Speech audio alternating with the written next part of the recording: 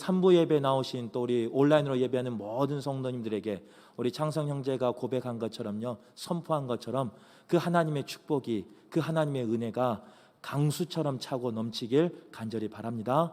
그래서 지친 우리 성도님들의 삶 가운데, 또 지친 우리 생활 가운데 위로가 되시기를 바라고, 회복이 있는 그런 충만한 은혜를 누리시길 간절히 바라겠습니다. 오늘 사무엘상 3장의 말씀은요, 엘리 제사장이 섬겼던 시대입니다. 더 나아가서 사무엘이 하나님 앞에 부름받은 그 시기가 바로 사무엘 3장에 기록되어 있습니다. 오늘 본문에서는 엘리 제사장이 살았던, 섬겼던 그 시대를 영적인 상태가 어떤 상태였는지 말씀을 통해서 기록하고 있는 걸 볼 수 있습니다. 한마디로 말하면 사무엘이 부름받았던 그 시기, 엘리 제사장이 섬겼던 그 시기는요, 하나님의 말씀이 희귀한 때라고 이렇게 성경은 기록합니다. 하나님의 말씀을 찾아보기 힘들 정도로 아주 귀했다는 의미의 말씀입니다. 하나님의 말씀이 희귀할 때 특징이 여러 가지가 있는데요, 오늘 본문에 보면요, 그 특징을 엘리 제사장을 통해서 또 아들들을 통해서 잘 기록하고 있습니다. 특별히 오늘 본문 2절에 보면요, 하나님의 말씀이 희귀한 그 시대의 특징은 뭐냐? 엘리의 눈이 점점 어두워져 가서 잘 보이지 않았다는 거예요. 더 나아가서 엘리는 이제 자기 처소에 누웠다, 이렇게 성경은 기록하고 있습니다. 본문의 1차적인 의미는요, 문자 그대로 해석하면 됩니다. 육신이 약해져서 이제는 앞을 볼 수 없어서, 이제는 주신 사명을 감당할 수 없어서 처소에 누워있는 엘리를 생각하면 되겠습니다. 또 본문의 2차적인 의미는요, 영적인 의미로 해석할 수 있는데, 영적으로 무뎌져서 성전보다 자신의 처소를 더 사랑하는 엘리 제사장의 모습을 고백하고 있다는 거예요. 또 그 엘리의 제사장의 모습은요, 눈이 보이지 않아 하나님의 말씀을 듣지 못한 그런 연약한 상태, 또 영적으로 민감하지 못한 상태를 고백하고 있다는 겁니다. 엘리 제사장의 직무 중에 하나는 성소에 하나님의 등불이 꺼지지 않게 하는 것이 제사장의 직무 중에 하나였습니다. 그런데도 불구하고 엘리 제사장은요, 자신이 보이지 않는 것 때문에, 자신이 연약한 것 때문에, 처소에서 누워 있었기 때문에 그 직무를 감당하지 못합니다. 그런데도 불구하고 어린 사무엘에게 그 모든 것을 맡기고요, 자신은 처소에서 잠들어 있었던 걸 볼 수 있습니다. 영적으로 둔감했던 엘리의 모습이 오늘 이 시대를 살고 있는 우리의 모습이 아닌가, 말씀을 통해서 나를 점검하며 조명하는 우리 성도들 되시길 바랍니다. 그런데 문제는요, 이런 영적으로 둔감했던 엘리의 모습이 여기서 끝나지 않는다는 거예요. 그냥 하나님의 성전을 사랑하지 않고 처소에서 잠들어 있는 데서 끝나는 것이 아니라, 오늘 말씀해 보면요, 어느 날 어린 아이였던 사무엘이 여호와의 전에 누워 있었는데, 잠들어 있었는데 하나님께서 부르십니다. 사무엘아, 사무엘아, 이렇게 부르시니까요, 이 사무엘은 엘리 제사장이 부른 줄 알았어요. 그래서 엘리 제사장에게 뛰어갑니다. 저를 부르셨습니까? 라고 말하니까요, 엘리 제사장이 뭐라고 말하냐면, 아니, 부르지 않았다, 가서 다시 누워라, 이렇게 말합니다. 그래서 그 사무엘은 다시 순종하는 마음으로 그 자리에 돌아가서 누워 있는데 또 사무엘아, 사무엘아 그러는 거예요. 그래서 깜짝 놀라 이 사무엘은요, 엘리 제사장에게 다시 갑니다. 저를 부르셨습니까? 그랬더니 엘리 제사장이 또 그러는 거예요. 아니, 부르지 않았다니까. 이런 일이 3번이나 반복되었습니다. 이렇게 반복, 하나님의 음성을 분별하지 못했던 사무엘은요, 어떤 상태였느냐? 오늘 본문 7절에 보면 아직 여호와를 알지 못할 때였습니다. 그리고 여호와의 말씀이 아직 그에게 나타나지 않을 때였어요. 그래서 하나님의 음성인지 분별하지 못했던 거예요. 사무엘이야 그럴 수 있어요. 그런데 오늘 말씀해 보면요, 9절의 말씀해 보면요, 엘리의 모습이 특이하다는 거예요. 오늘 9절 말씀을 되도겠지만 우리 성도님들이 같이 이 시간 함께 합독해서 읽도록 하겠습니다. 같이 읽겠습니다. 시작. 엘리가 사무엘에게 이르되 가서 누웠다가 그가 너를 부르시거든 내가 말하기를 여호와여 말씀하옵소서 주의 종이 듣겠나이다 하라 하니 이에 사무엘이 가서 자기 처소에 누우니라. 오늘 말씀 9절에 보면요, 엘리 제사장의 모습이 나타나요. 여호와를 알지 못했던 사무엘은 하나님의 음성과 엘리 제사장의 음성을 분별하지 못했어요. 그런데 오늘 엘리 제사장은요, 9절의 말씀에 보면요, 여호와 하나님이 말씀하는 것을 깨달아 알았어요. 그리고 어떻게 하느냐? 사무엘에게요 가르쳐줘요. 또 누가 다시 부르거든 이렇게 대답하라 하면서 가르쳐준 걸 볼 수 있어요. 이미 살펴본 것처럼 엘리 제사장은 영적으로 분별하지 못하는 상황이었습니다. 영이 둔감한 상태였습니다. 하나님의 음성을 분별하지 못한 그런 상태였어요. 그런데도 불구하고 오늘 9절의 말씀에 보면요, 사무엘이 하나님의 음성을 들을 때 그 음성에 대해서 가르치고 있는 사람이 누구냐? 엘리 제사장이라는 거예요. 하나님이 부르시면 어떻게 응답해야 되는지 가르치고 있는 사람이 엘리 제사장이라는 거예요. 자신은 하나님의 음성을 듣지 못한 상태였고, 자신은 영적으로 둔감한 상태였고, 자신은 하나님의 말씀을 분별하지 못하는 상태였지만 오늘 9절의 말씀에 보면요, 엘리 제사장은 다른 사람을 가르친 데는요 정확하게 가르치고 있다는 거예요. 문제는 가르치는 게 문제가 아니에요. 그 가르치고 있는 것 때문에 엘리 제사장이 착각하고 있다는 거예요. 속고 있다는 거예요. 내가 누군가를 영적으로 가르치고 있고 영적으로 지도하고 있기 때문에 나의 영이 둔함에도 불구하고, 나의 영이 하나님의 음성을 듣지 못함에도 불구하고 내 영이 깨어 있다고 속고 있다는 거예요. 여기서 많은 목회자들이, 지도자들이 속아 넘어갑니다. 왜 그러느냐? 자신의 영적인 상태를 알지 못하고요, 누군가를 정확하게 지적하고 가르치고 있기 때문에 자신의 영이 아직 살아있다고 착각하는 많은 목회자들이 많다는 거예요. 하나님의 음성을 듣지도 못하면서요, 하나님의 음성을 전하기 때문에, 말씀을 전하기 때문에 그 영이 살아있다고 착각하는 목회자들이 많이 있다는 겁니다. 엘리는 하나님이 백성을 통해서 말하는 것을 분별하지 못했습니다. 엘리는 이름 없는 무명의 사자를 하나님이 보내서 경고하신 것을 그는 분별하지 못했습니다. 또 심지어는 오늘 3장을 쭉 읽어보면요, 어린 사무엘을 통해서 하나님이 분명히 말씀하시고 경고하시고 심판을 예고했음에도 불구하고 엘리는 분별하지 못했다는 거예요. 그런데도 불구하고 남은 잘 가르치고 있는 그 엘리의 모습이 바로 우리의 모습이라는 거예요. 목회자의 모습이라는 거예요. 많은 목회자의 모습이 바로 그런 모습이라는 거예요. 제가 이 말씀을 준비하면서요, 두렵고 떨리는 게 뭔지 아세요? 하나님의 말씀을 때가 되면 전하고 있기 때문에, 때가 되면 선포하고 있기 때문에 내 영이 살아있다라고 생각할까 봐 두려운 거예요. 내 영이 죽었음에도 불구하고, 내 영이 하나님의 말씀을 대언하지 못함에도 불구하고 하나님의 말씀을 때가 되면 전하기 때문에 영이 살아있는 것처럼 착각하고 있을까 봐 그것이 두려운 거예요. 목회하는데 하나님 앞에 쓰임 받는데요, 엘리처럼 그렇게 쓰임 받을까 봐 두려운 거예요. 남을 가르치기는 잘 가르쳐요. 남을 지적하기는 잘해요. 그래서 내 영이 살아있는 것처럼, 내 영이 민감한 것처럼 생각할 때가 많이 있어요.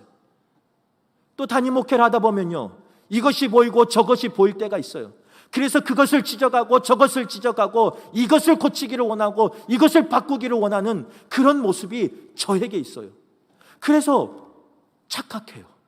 속아요. 어떻게 속느냐? 그런 것들이 보이기 때문에 내 눈이 열려 있다라고 생각합니다. 내 눈이 아직 멀지 않았다. 내 영이 민감하다 생각한 거예요. 그런데 오늘 말씀은 뭐라고 말하느냐? 눈이 보이지 않았고 처소에서 누워 있었던 엘리도 남을 가르친 데는요, 잘 가르쳤어요.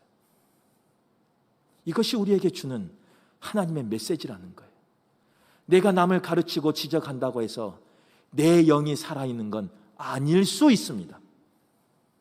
내가 말씀을 전한다고 해서 내 영이 청결하다고 거룩하다고 생각해서는 안 될 수 있다는 거예요. 목회자만 그럴까요? 그렇지 않다는 거예요. 교회 안에 보면요, 많은 지도자들이 있는데 그 지도자들이 엘리와 같은 실수를 할 때가 있습니다. 엘리와 같이 그렇게 속아 넘어갈 때가 있어요. 영이 상했음에도 불구하고 영적인 상태가 바르지 못함에도 불구하고 다른 사람의 잘못이 보이기에, 다른 사람의 그런 것을 가르칠 수 있기에 내 영이 깨어있다고 생각하는 그런 착각 가운데 사는 지도자들도 있을 수 있다는 겁니다. 교회 안에서만 그럴까요? 아니라는 거예요. 우리의 가정에 보면요, 때로는 우리의 부모가 그럴 때가 있다는 거예요. 부모된 우리가 자녀를 양육할 때 그럴 때가 있다는 거예요. 자녀들이 잘하기를 원하는 마음에, 잘 되기를 원하는 마음에 이것은 해라, 이것은 하지 마라 우리가 가르칠 때가 있습니다. 교훈할 때가 있습니다. 때로는 하나님의 말씀을 디밀면서, 하나님의 말씀을 가지면서, 그 하나님의 말씀을 비유하면서 내 자녀를 양육할 때가 있다는 거예요. 정작 자신의 영의 상태는 바르지 못함에도 불구하고 내 사랑하는 자녀를 가르치고 지도하는 일에 능숙하다 보니까 내 영이 깨어있는 것처럼, 내 영이 살아있는 것처럼, 내 영이 잠들지 않은 것처럼 오해하는 엘리의 모습이 오늘 우리 부모된 우리의 모습일 수 있다는 거예요. 바라기는 오늘 말씀 듣는 우리 성도들이, 또 저도 마찬가지예요, 이런 엘리와 같이 쓰임받지 않기를 바랍니다. 하나님 앞에서 내 영이 거룩하길 바라요. 정결하길 바라요. 그래서 하나님의 음성을 분별할 수 있기를 바라요. 그래서 사람의 말 하는 것이 아니라 하나님의 말만 할 수 있는 그런 목회자가 되기를 바라고, 그런 지도자가 되기를 바라고, 그런 부모가 되길 간절히 바라겠습니다. 엘리 제사장이 살았던 시대는요, 그렇게 암울한 시대였어요. 들리지 않은데도 들리는 것처럼 가르칠 수 있는 시대였어요. 그런데 오늘 이 말씀이 우리에게 소망이 되는 것은 무엇이냐? 그렇게 하나님의 말씀이 희귀할 때에도 하나님께서는 하나님의 사람을 통하여 이스라엘 백성을 회복하시고 하나님의 역사를 써 가신다는 거예요. 오늘 말씀에 보면 말씀이 희귀함에도 불구하고 하나님은 사람을 택하여 그 사람을 통하여 일하신다는 겁니다. 누구를 통해서 일하시냐? 첫 번째로는요, 성전을 사랑하는 사람을 통해서 하나님은 일하신다는 거예요. 오늘 2절과 3절 말씀에 보면요, 누워있는 사람 두 사람이 나옵니다. 한 명은 조금 전에 설명한 것처럼요, 엘리 제사장이 누워 있었어요. 또 다른 한 명은 7절의 말씀에 의하면 하나님을 알지 못한, 아직 온전히 알지 못한 사무엘이 누워 있었습니다. 엘리와 사무엘이 누워 있는 건 같았어요. 하지만 엘리가 누워 있는 곳과 사무엘이 누워 있는 곳은 차이가 있었습니다. 엘리는 어디에 누워 있었느냐? 자기 처소에서 누워 있었어요.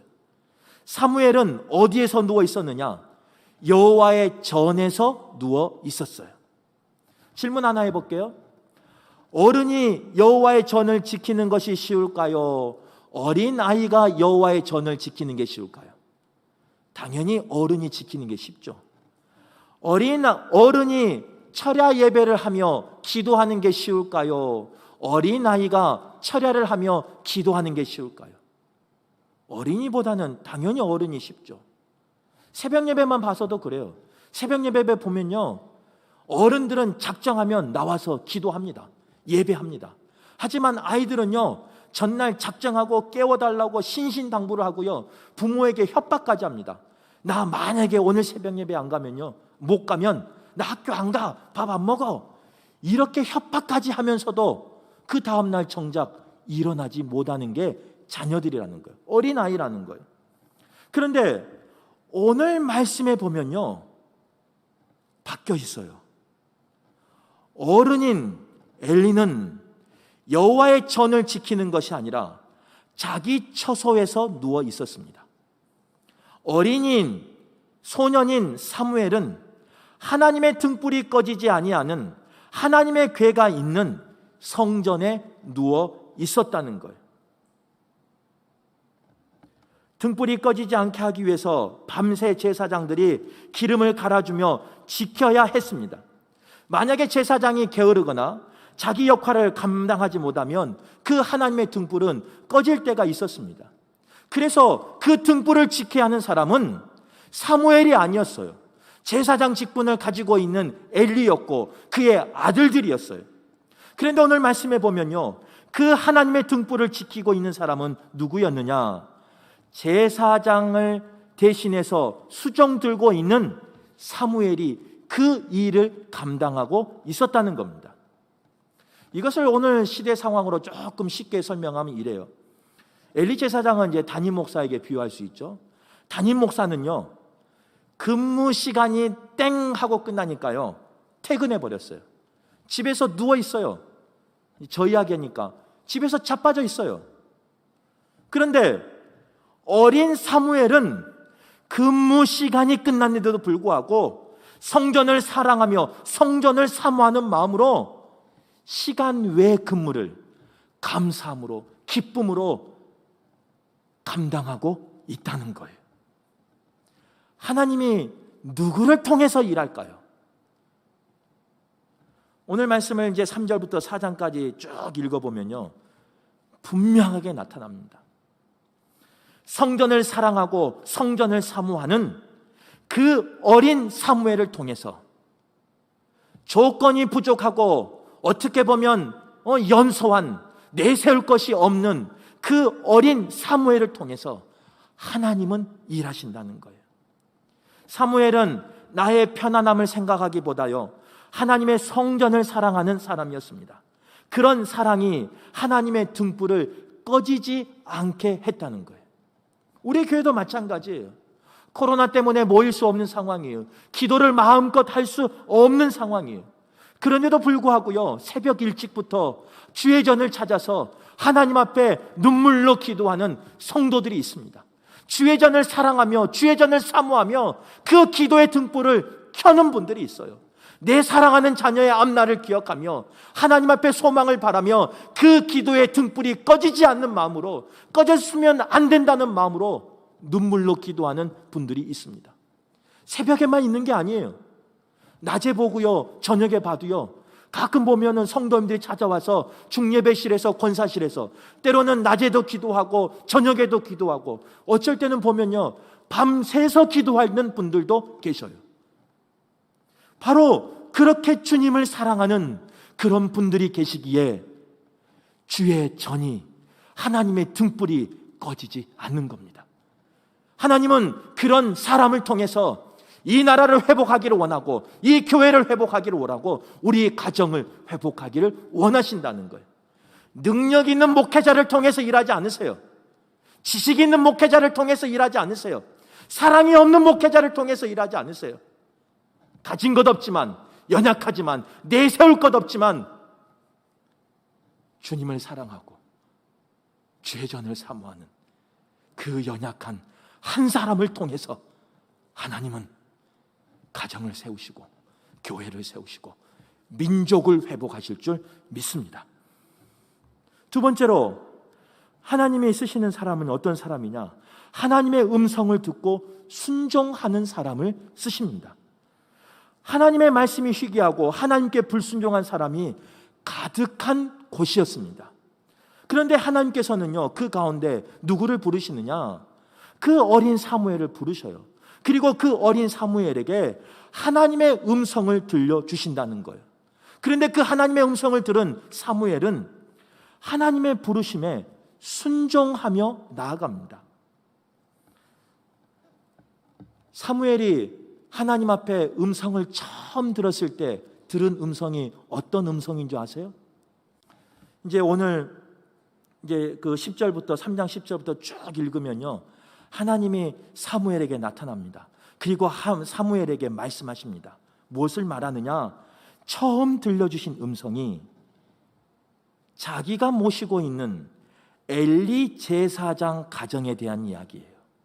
그 제사장 가정이 죄악이 만연하다는 이야기예요. 더 나아가서 그 엘리 제사장 가정을 심판하겠다는 그런 말씀을 들려줍니다.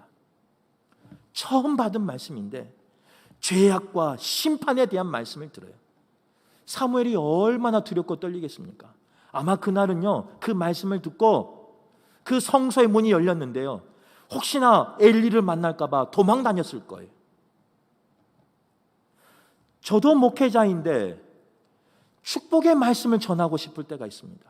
오늘 이 창성군이 찬양한 것처럼요, 저도 능력만 되면 목소리로 그렇게 찬양하고 싶어요. 우리 귀한 청년들이 또 악기로 찬양한 것처럼요, 능력만 되면요, 그 하나님의 아름다움을 찬양하고 싶어요. 말씀을 전할 때도 그런 축복의 말씀만 전하고 싶어요. 회개의 말씀, 심판의 말씀을 전하는 것이 때로는 부담스러울 때가 있습니다. 하지만 사무엘은 그 하나님의 말씀을 가감 없이 그대로 전합니다. 이제 성경에서는 이 상황을 기록하지 않아서 우리가 잘 이해가 되지 않는데요, 이것을 조금 쉽게 말하면 이래요. 저처럼 눈치 안 보고 그냥 직설적으로 말하는 담임 목사인 저도 부목사님들에게, 전도사님들에게, 사모님들에게 기도 생활하세요. 새벽 예배 나오세요. 그렇게 기도 안 하면 목회가 안 됩니다. 라고 말하기가 어렵습니다. 또 담임 목사인 제가 우리 어른들인 장로님들에게, 안수집사님들에게, 권사님들에게, 항정직들에게 제발 직분 받을 때 하나님께 약속한 서약한 대로 사세요. 제발 이러쿵저러쿵 말하기 전에 기도하세요. 라고 말하기 어렵습니다. 그게 현실이에요. 그런데 오늘 상황은요, 담임 목사가 부목사님들에게, 전도사님들에게 말하는 상황이 아니에요. 담임 목사가 성도들에게 말하는 상황이 아니에요. 오늘 상황은 그보다 더 심각한 상황이에요. 우리 교회에 8개월 차 목회하시는 교육전도사님이 계십니다. 그 교육전도사님이요, 담임 목사에게 이렇게 말하는 거예요. 목사님, 그렇게 목회하면 금호 교회뿐만 아니라 목사님의 집이 영원토록 심판받습니다. 이렇게 말하니까 잘 와닿지 않죠? 전도사님이 담임 목사를 혼내는 거니까, 남의 이야기니까 와닿지 않아요. 조금만 바꿔서 해볼까요? 8개월 차 된 목회하시는 교육전사님이 우리 장로님들을 불러놓고, 권사님을 불러놓고, 안수집사님들을 불러놓고 그렇게 살면 하나님이 그의 집을 영원토록 심판하신답니다. 우리 전도사님의 말이 아니에요. 오늘 본문 3장 13절에 나와 있는 하나님의 말씀을 대신한 거예요. 전도사님이 만약에 담임 목사한테 이렇게 말했다면, 우리 교육전사님이 만약에 우리 장로님, 권사님, 안수집사님들이 이렇게 말했다면, 우리 전도사님이 우리 교회에서 살아날 수 있을까요? 없을까요? 상상도 안 되는 이야기예요. 현실에서는 일어날 수 없는 이야기예요. 그런데 일어날 수 없는 일이지만 그 하나님의 말씀에 가감 없이 순종한 사무엘이 있었기 때문에 하나님은 그 어린 사무엘을 성장하게 하시고 그 사무엘을 통해서 민족을 구원하십니다. 하나님의 역사를 이루어 가십니다. 만약 하나님의 말씀에 사람이 두려워서, 사람이 무서워서 나의 출세를 생각하고 하나님의 말씀을 더하거나 빼며 전했다면 사무엘은 쓰임받지 못했을 거예요. 저는 우리 교회가 그런 교회가 되기를 간절히 바랍니다. 사람을 두려워하는 교회가 아니라 하나님의 말씀을 두려워하는 교회 됐으면 좋겠어요. 사람의 말을 듣는 교회가 아니라 하나님의 말씀을 듣고 분별할 수 있는, 그리고 순종할 수 있는 그런 교회가 됐으면 좋겠어요. 그래서 여기 계신 우리 성도들을 통해서 비록 목회자가 타락하고 목회자가 하나님 앞에 버림받고 목회자가 영적인 분별력이 없을지라도 우리 성도님들의 그 한 분의 그 열정과 그 사랑과 그 순종을 통해서 가정이 살아나길 바랍니다. 교회가 살아나길 바랍니다. 민족이 살아나길 간절히 바라겠습니다. 말씀을 정리하겠습니다. 사무엘은 하나님의 말씀을 들었고 전하였고 그 전한 것을 통하여 하나님이 땅에 떨어지지 않게 합니다. 그래서 그 말씀이 성취된 것을 직접 경험하였다는 거예요. 말씀이 희귀한 때이지만 하나님 앞에 바로 선 한 사람을 통해서 하나님은 구원의 역사를 써 가십니다. 말씀이 희귀한 때이지만 주의 전을 사랑하고 주님의 말씀에 순종하는 그 한 사람을 오늘도 주님은 찾고 계십니다. 그 주인공이 오늘 3부 예배 또 온라인으로 예배하는 우리 모두가 되길 간절히 바라겠습니다.